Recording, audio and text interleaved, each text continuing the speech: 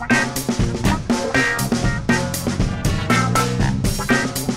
I'd like to move into something that did occur within the context of the novel, and that is where Ender had a lot of experience being, for want of a better word, bullied into doing things, and how that impacted not only his decisions and his direction that he chose, but also his relationships with the people around him, his family, his peers, and so on. So I guess I'd like to start off with Dr. Tellerud talking a little bit about bullying and how that really sort of impacts and shapes the directions and the choices we make as young people.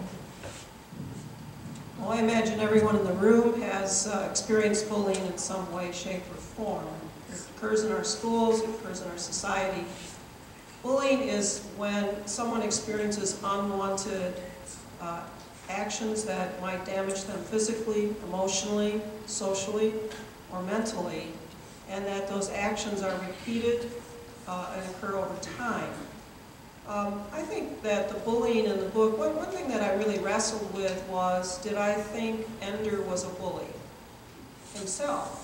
While he was certainly a victim of bullying, I don't view him as a person who was a bully himself.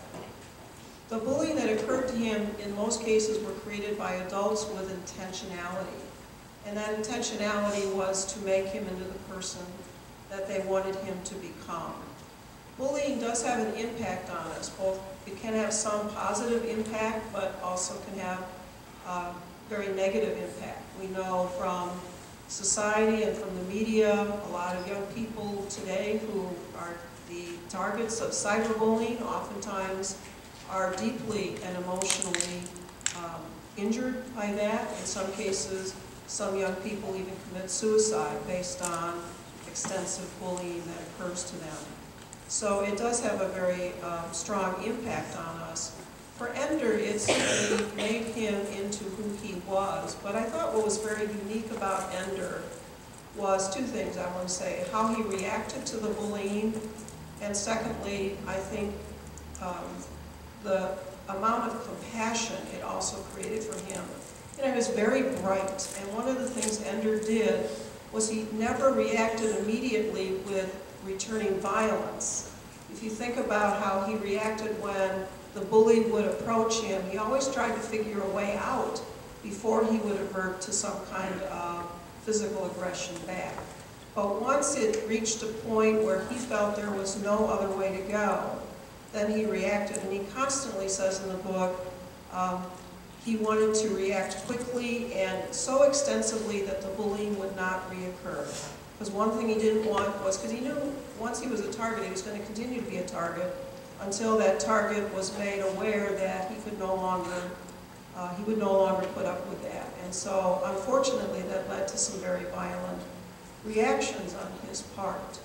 But I also think that was the other part I wanted to say is his compassion and his empathy. And I think it was the bullying that helped him to come to realize that characteristic in himself.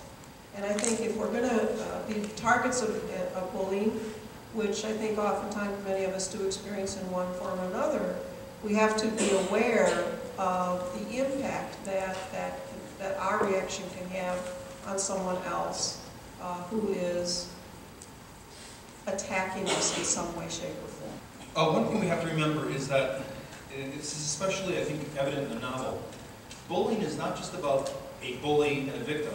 Bullying is supported, at least tacitly, by organizations and institutions that allow it to happen. And so in the novel you have adults that tacitly accept it and allow it to occur as a kind of character development for Ender. And although they don't encourage it, they don't do anything to stop it. And so I think oftentimes we put the emphasis on stopping bullying, on stopping the bully from attacking or hurting the victim. But I think it displaces where the real problem is, and that is in organizations and institutions that often support this kind of behavior without recognizing that they do so.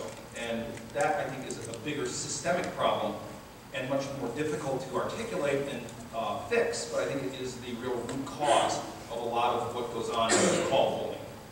Can I just add one more thing? Oftentimes when we're talking about bullying, too, we talk about activating the bystander. I thought it it's pretty clear in the book, and I really agree with what Dr. Gunkel is saying, that organizations sort of support this kind of behavior, but also the bystanders do. If you notice in the book, and I think this happens in real life, when someone becomes a target, everybody moves away from that target. The person who's the target of the bullying often feels very isolated, and they are very isolated. It was in a few cases, I believe, Bean was one of them, and was it Dean? I forget the names of the characters, but both of them tried to come to his aid and stick up for him so that he didn't feel isolated. But eventually, the aggressor was so aggressive that they moved out of the way, and that leaves the target then very isolated and alone, and consequently, the attack occurred. The person attacked Ender, and then he had to stand up for himself. I mean, usually in a bullying situation, you reach a point where you either have to retaliate or you yourself can be annihilated.